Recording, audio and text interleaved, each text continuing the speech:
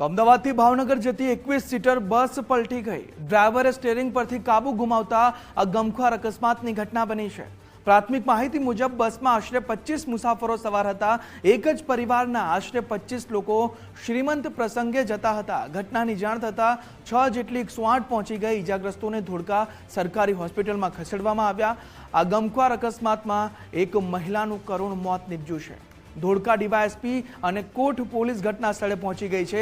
એક આખી બસ પલટી ગઈ છે, જેમાં એક જ પરિવાર હતો। તે એક જ પરિવારના 25 લોકો હતા। શ્રીમંત એટલે કે શુભ પ્રસંગે જતા હતા, ત્યારે આ ગમખ્વાર અકસ્માતની એક દુર્ઘટના સર્જાઈ ગઈ છે। અમદાવાદથી ભાવનગર જતી આ બસનો જે અકસ્માત નડ્યો છે, તેમાં એક મહિલાનું કરુણ મોત નીપજ્યું છે। અન્ય જે ઈજાગ્રસ્તો છે તેમને તાત્કાલિક હોસ્પિટલ ખસેડવામાં આવ્યા છે। અને આ ઘટનાની જાણ થતાં 6 જેટલી 108 ત્યાં ઘટના સ્થળે પહોંચી ગઈ હતી। ધોળકા સરકારી હોસ્પિટલમાં તે તમામ ઈજાગ્રસ્તોને અત્યારે લઈ જવામાં આવ્યા છે। હાલની આ ઘટના છે, એક ગમખ્વાર અકસ્માત સર્જાયો છે।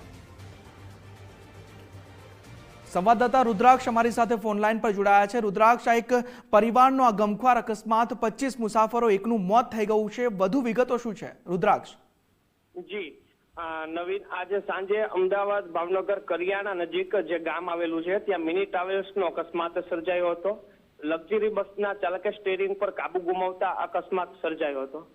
ઘટનાની જાણ થતા નજીકની 5 જેટલી 108 ઘટના સ્થળે પહોંચી હતી।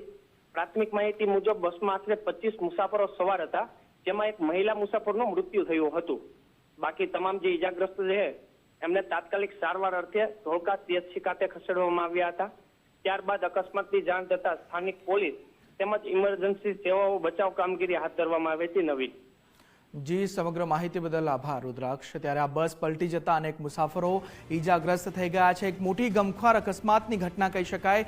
જે પરિવાર શુભ પ્રસંગે જઈ રહ્યો હતો, ત્યારે અકસ્માત તેમને ભાવનગર જતી વખતે આ બસને અકસ્માત નડ્યો છે। ડ્રાઈવરે સ્ટીયરિંગ પરથી કાબુ ગુમાવ્યો હતો। કયા કારણોસર કાબુ ગુમાવ્યો એ હજુ તપાસમાં સામે આવશે, પરંતુ ડ્રાઈવરનો સ્ટીયરિંગ પરથી કાબુ ગુમાવતા આ અકસ્માતની ઘટના બની ગઈ। સાંજની ઘટના છે, અમદાવાદથી ભાવનગર આખો પરિવાર જઈ રહ્યો હતો। એક જ પરિવારના 25 લોકો 21 સીટર બસ હતી। આજે મિની ટ્રાવેલ્સ કહી શકાય, જે મિની ટ્રાવેલર આવે છે તે બસની અકસ્માતની ઘટના બની છે, અને તેમાં એક મહિલાનું મોત થઈ ગયું છે। અન્ય ગંભીર રીતે ઈજાગ્રસ્તો છે તેમને પણ સારવાર મળી રહી છે। તાત્કાલિક સારવાર અર્થે ખસેડવામાં આવ્યા। જેવો 108 ને કોલ મળ્યો છે, તેવા 6 108 તે ઘટનાની જાણ થતાં જ ત્યાં પહોંચી ગઈ। જે ઈજાગ્રસ્તો છે તેમને ધોળકા સરકારી હોસ્પિટલમાં ખસેડવામાં આવ્યા। એક શુભ પ્રસંગે આખો પરિવાર જતો હતો, ત્યારે આ ગમખ્વાર દુર્ઘટના સર્જાઈ ગઈ છે। એક જ પરિવાર આખો, જે તમામ સભ્યો ઈજાગ્રસ્ત થયા છે તેમને તાત્કાલિક નજીકની જે હોસ્પિટલ છે સરકારી હોસ્પિટલ ધોળકાની, અત્યારે તે તમામ ઈજાગ્રસ્તો સારવાર લઈ રહ્યા છે, અને દુર્ઘટનામાં એક મહિલાનું મોત થઈ ગયું છે।